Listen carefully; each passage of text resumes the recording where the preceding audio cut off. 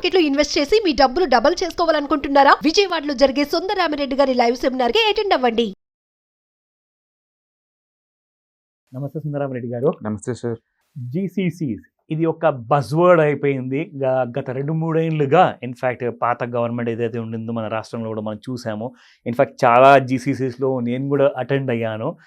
చాలా కంపెనీస్ అనమాట. అంటే ఆఫ్ సెంటర్, ఆఫ్ షోర్ అంటారు, ఆన్ షోర్ అంటారు. అదొకటి మాత్రం చాలా పాత ట్రెండ్ అనమాట. ఇప్పుడు కొత్త ట్రెండ్ ఏంటంటే గ్లోబల్ కెపబిలిటీ సెంటర్స్. అసలు ఇది చాలా బజ్జింగ్ వర్డ్లా అయిపోయింది.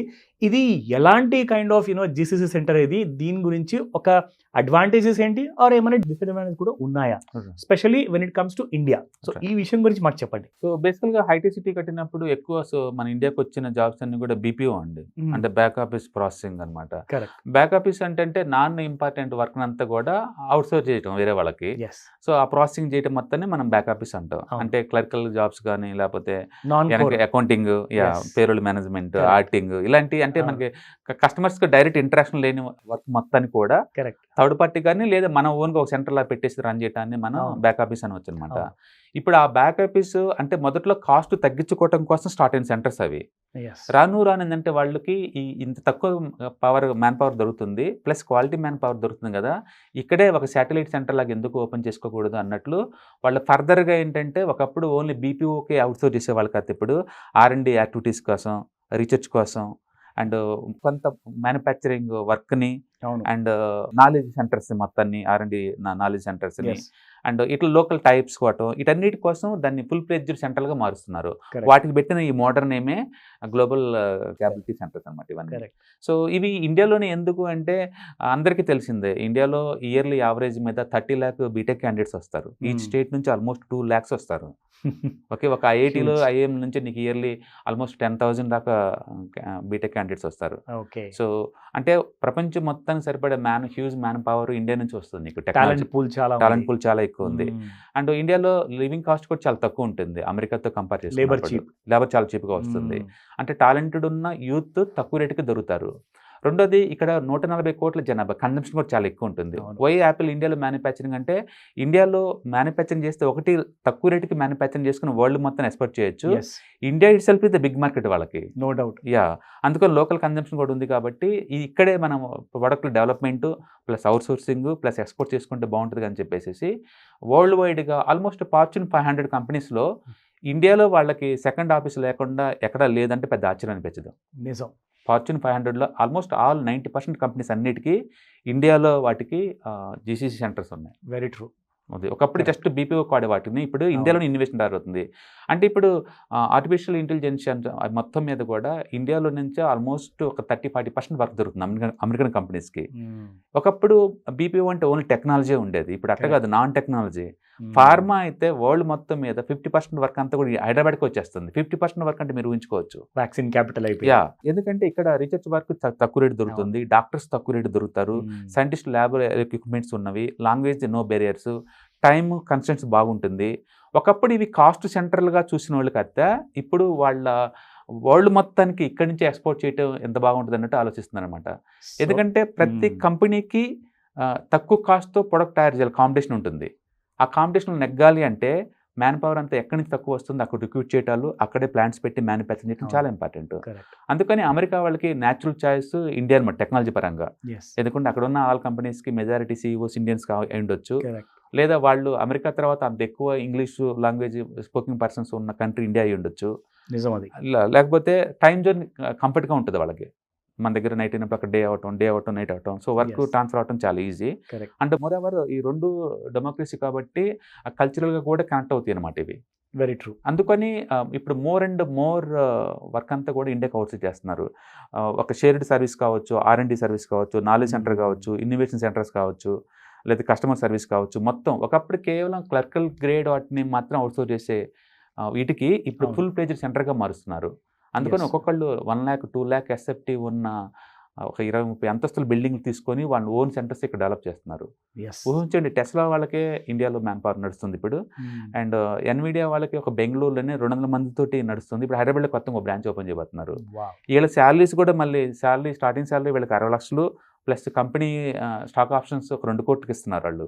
అంటే అమెరికాలో ఎలాంటి అట్మాస్ఫియర్ ఉందో, అమెరికాలో ఎలాంటి వేజెస్ ఉన్నాయో, అమెరికాలో ఎలాంటి స్టాక్ ఆప్షన్స్ ఇస్తున్నారో ఇండియాలో ఉన్న వాళ్ళ ఎంప్లాయీస్ కూడా అలానే ఇస్తున్నారు.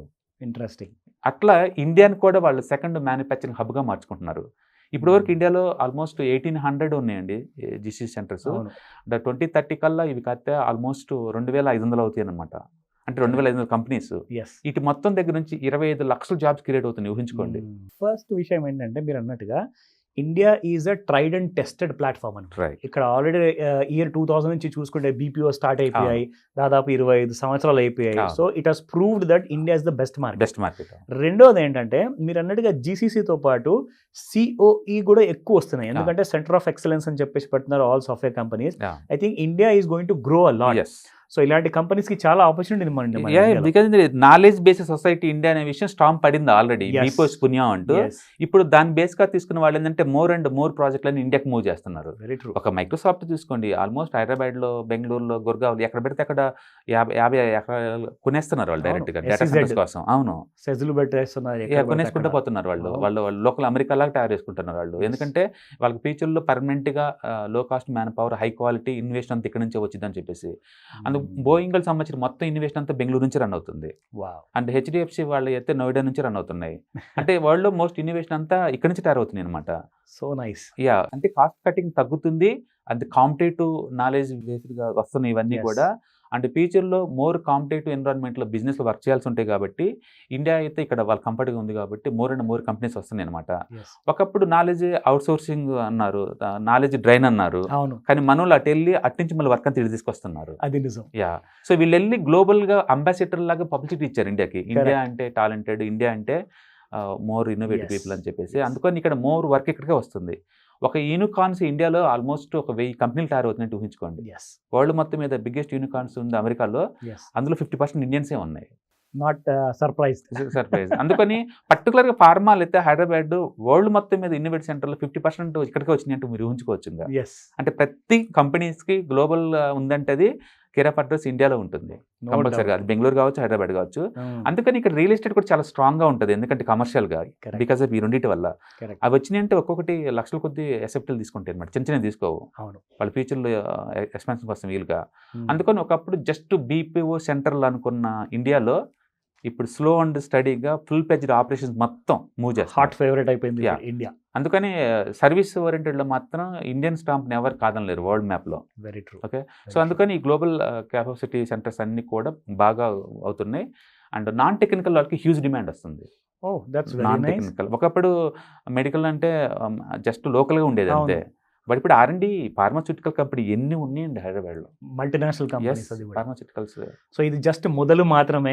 ఇండియాకి చాలా పాజిటివ్ గ్రోత్ ఉంది when compared to China. Of course China కంటే మన గ్రోత్ కొంచెం తక్కువే ఉండొచ్చు, కానీ మనం కూడా చాలా పెద్ద కాంపిటీషన్ ఇవ్వబోతున్నాము రాబోయే నెక్స్ట్ 100 years లో. ఐ థింక్ మీరు అన్నట్టు ప్రతి సిటీలో జీసీసీస్ ఉండే అవకాశం ఉంటాయి. ఎందుకంటే ఎండ్ ఆఫ్ ది డే ఏంటంటే కాస్ట్ కటింగ్ చాలా ఇంపార్టెంట్ ఓవరాల్ బిజినెస్ లో. అది రన్ అవ్వాలి అంటే కాంపిటేటివ్ ఎన్విరాన్మెంట్లో తక్కువ కాస్ట్కి అది ప్రొడ్యూస్ చేసేలాగా ఉండాలి. రెండోది అవుట్ సోర్సింగ్ మొదట్లో వాళ్ళకి చాలా కంఫర్ట్ ఫీల్ అయ్యారు, టైమ్ జోన్స్ కానీ నెట్ కానీ. ఇప్పుడు ఇండియాలో 24/7 పవర్ ఉంది, అండ్ మ్యాన్ పవర్ చేపర్ ఉంది, ఇంటర్నెట్ స్పీడ్ ఉంది, వాళ్ళకి ఇంక నో చెప్పడానికి ఏం లేదు ఇక్కడ.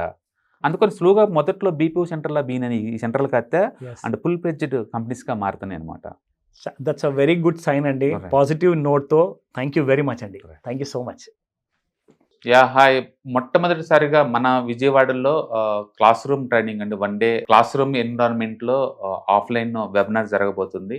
అండ్ ఇంట్రెస్ట్ ఉన్న పార్టిసిపెంట్స్ ఈ కింద స్క్రోల్ అవుతున్న నెంబర్కి రింగ్ చేసుకొని సీట్ బుక్ చేసుకోండి. దీంట్లో ETFs, index funds and mutual funds మీద completely and hand folding experience మీకు ప్రొవైడ్ చేయబడుతుంది.